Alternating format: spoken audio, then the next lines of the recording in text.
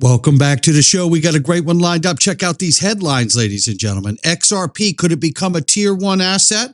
XRP Ledger, systemically important.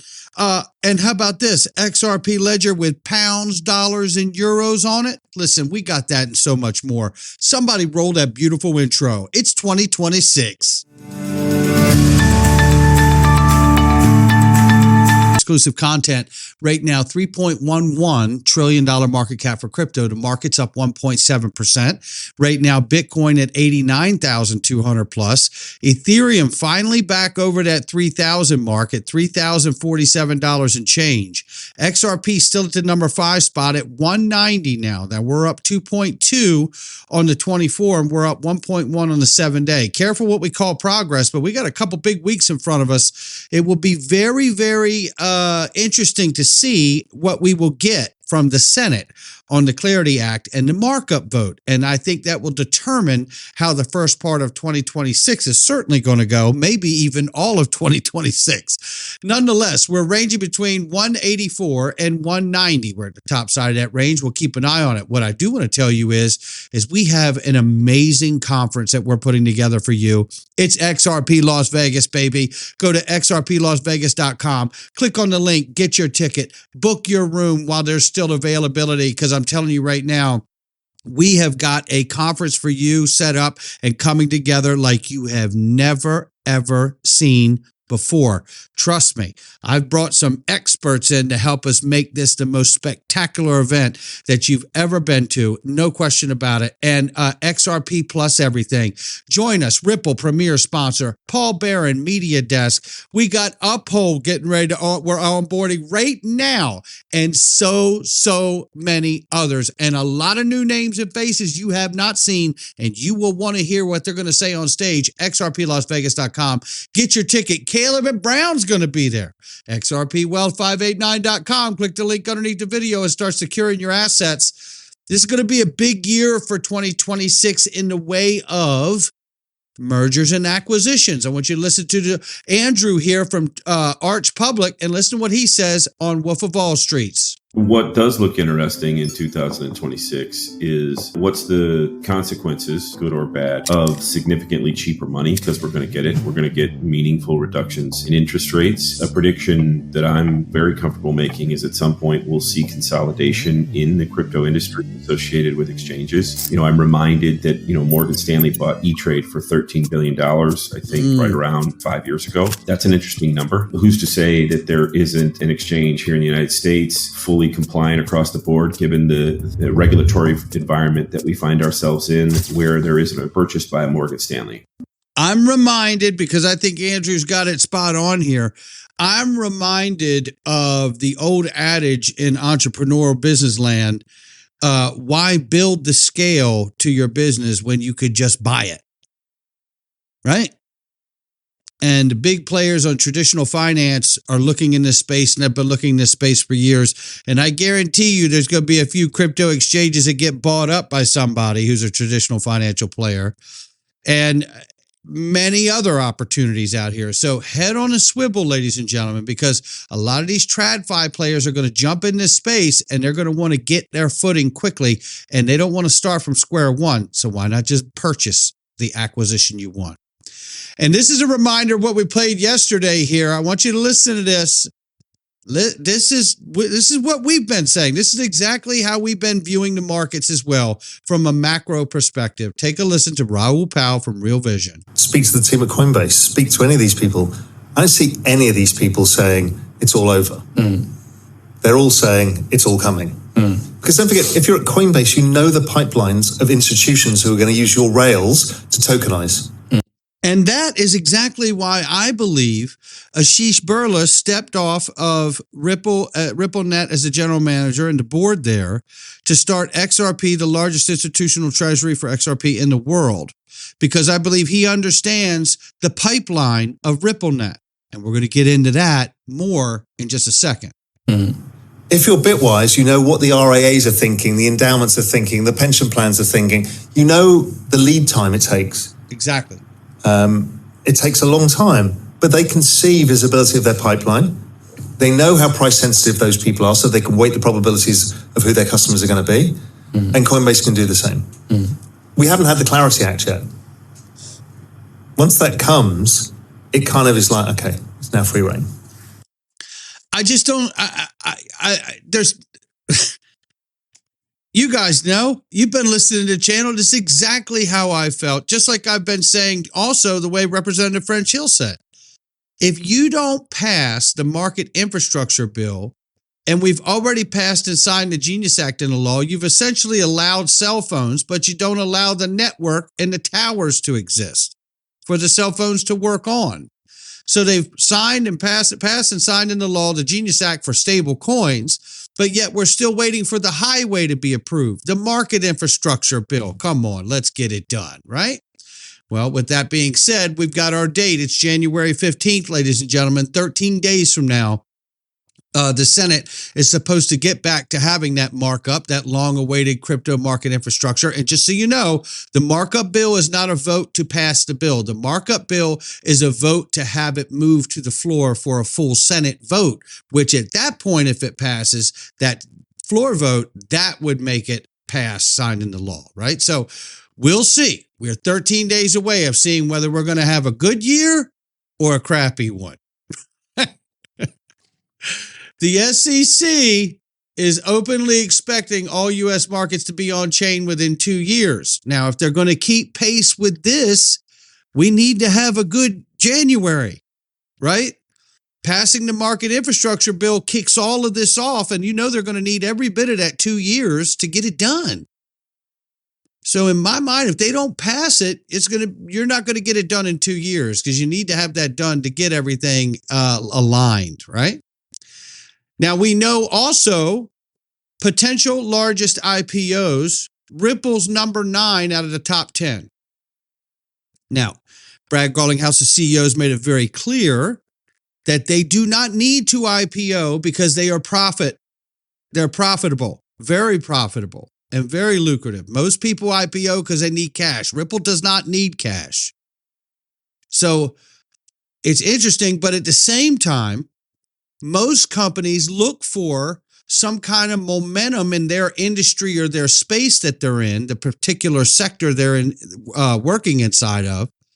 Look for some kind of macro trend to build off of for that. So getting the market infrastructure bill may give them an opportunity to say, hey, why don't we ride the wave of the legislation and use that momentum for our IPO and then have probably closer to the top 10 of IPOs, right? So that is something to watch out for. Now, I don't have any knowledge of it. I'm just saying, it would make sense that if they wanted to take advantage of an IPO, even though they're profitable, I would think they would do it sometime after the Clarity Act, and trillions of dollars is coming off of the sidelines and a huge awareness is being made about this new asset class. But we'll have to see what they choose to do. Nonetheless, this is Jamie Leverton, CEO of Reserve One, and she expects increased institutional adoption. Well, let me just play what she says. 20% alternative assets, really inspired by what we're hearing from the Fed as far as what they intend to maintain in the digital asset stockpile, which is Ethereum, Solana, ADA, XRP. And then we also have the ability to allocate up to 10% of our AUM into venture opportunities that we see that really support the broader ecosystem. So the opportunity to invest in an equity like Reserve One really gives you exposure to the broader ecosystem managed by a group of professionals that have been in the space for a long time. Have you already acquired the Bitcoin? No, so we don't actually begin our accumulation strategy until the deal closes, anticipated to be in Q1. That was what I was going to ask, because obviously Bitcoin's still below 90K, 30% below the highs it saw just in October, just 3 months ago. And you say that the historical 4-year cycle for Bitcoin is officially declared dead. That is one of my 2026 predictions, yes. So are you predicting less volatility then in 2026? And does it have to do with just your expectation that there will be additional institutional adoption for these strategies? I think we're going to see increased institutional adoption. Certainly, we saw that really kick off in 2025 post the election and just getting increased support from the government, from regulators, getting Genius through.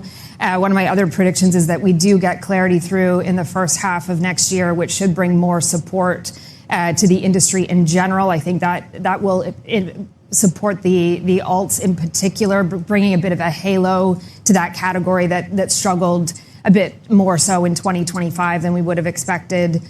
That actually makes sense to me because, the alts need utility. The alts offer utility, and utility can't really be taken advantage of by traditional finance until we get both the Genius Act, which is now signed into law, and the market infrastructure bill, which we're still waiting for. So let's keep that moving. But what's interesting is when she brought up the Fed, listen. Also have the ability to allocate up to 10% of our AUM into venture opportunities that we see that really support the broader ecosystem.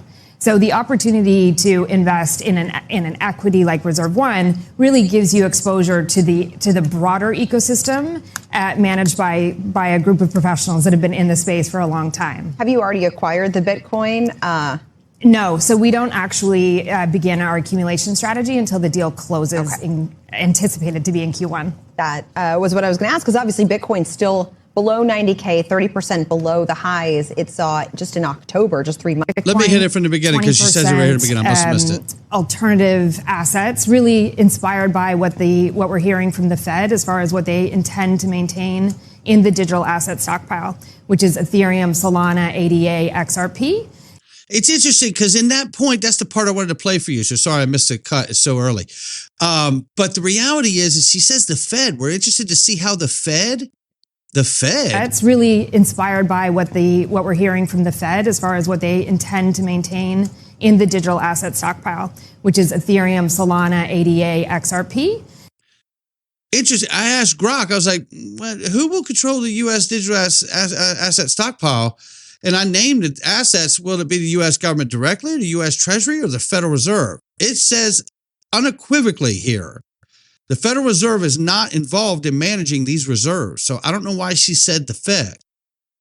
I don't understand that. So we're going to have to pay close attention as this develops with a digital asset stockpile. I just wanted to highlight that. Now, what we do know is these documents explain why XRP is built for tier 1 bank use.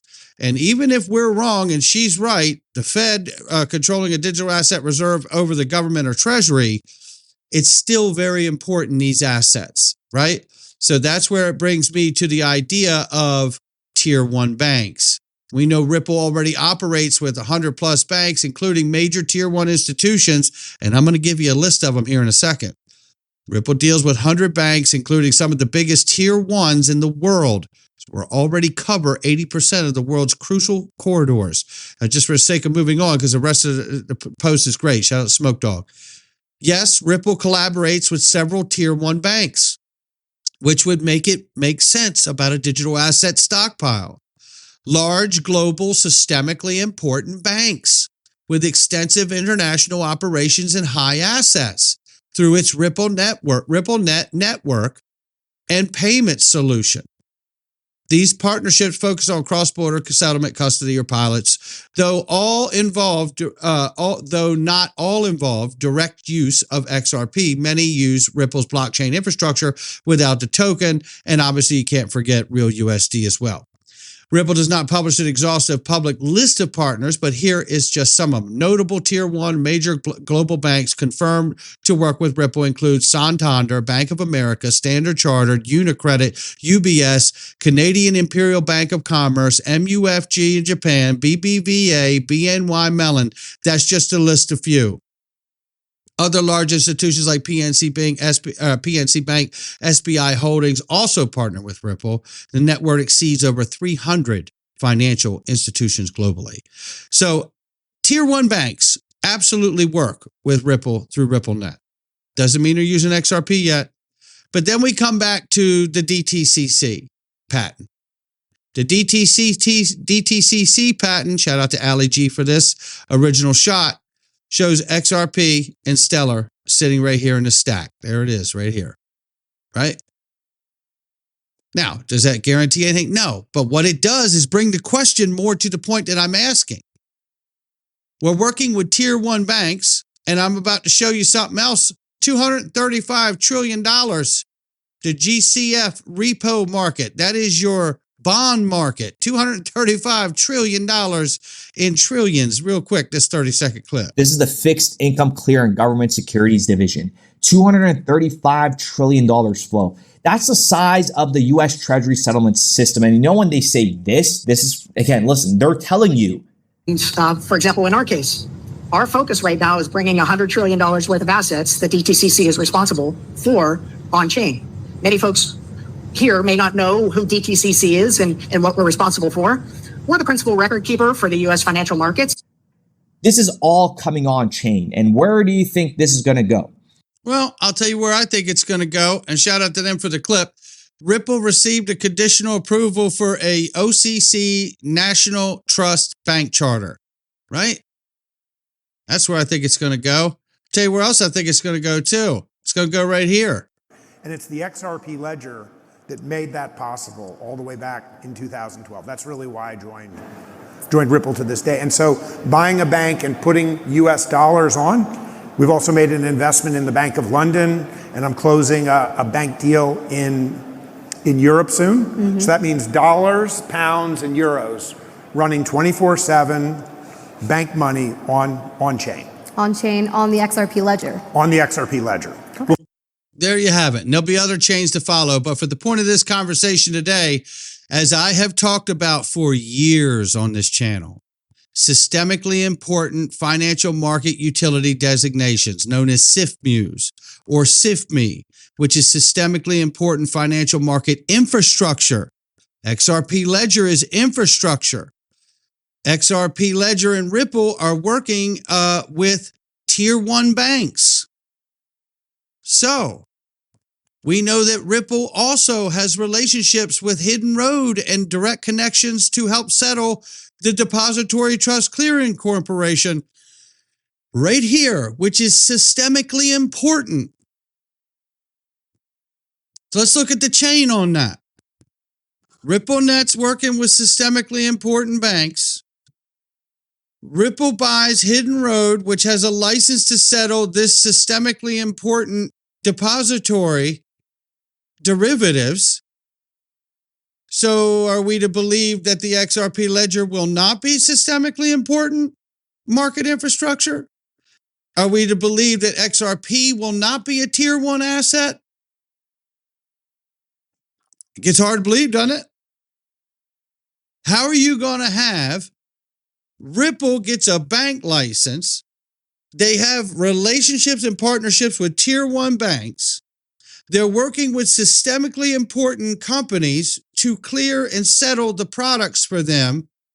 So that infrastructure and the asset, the ledger, XRP ledger and the XRP asset, you're telling me are not going to be tier 1 assets or systemically important, but everything it helps work with is?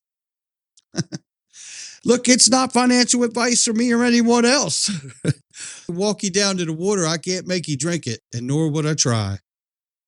We're going into the Freedom Zone. I hope you will join us, ladies and gentlemen. Oh, we're going to get good today. We're going to jump into that fraud as what we're going to do today, and you need to hear about it. So you can click the link underneath the video and join us in the Freedom Zone. All your daily videos with 0 Google ads. That's worth the price of admission because it's less than the cost of a cup of coffee per month to support this channel, and I appreciate each and every one of you that do. So make sure you click the link and come on in.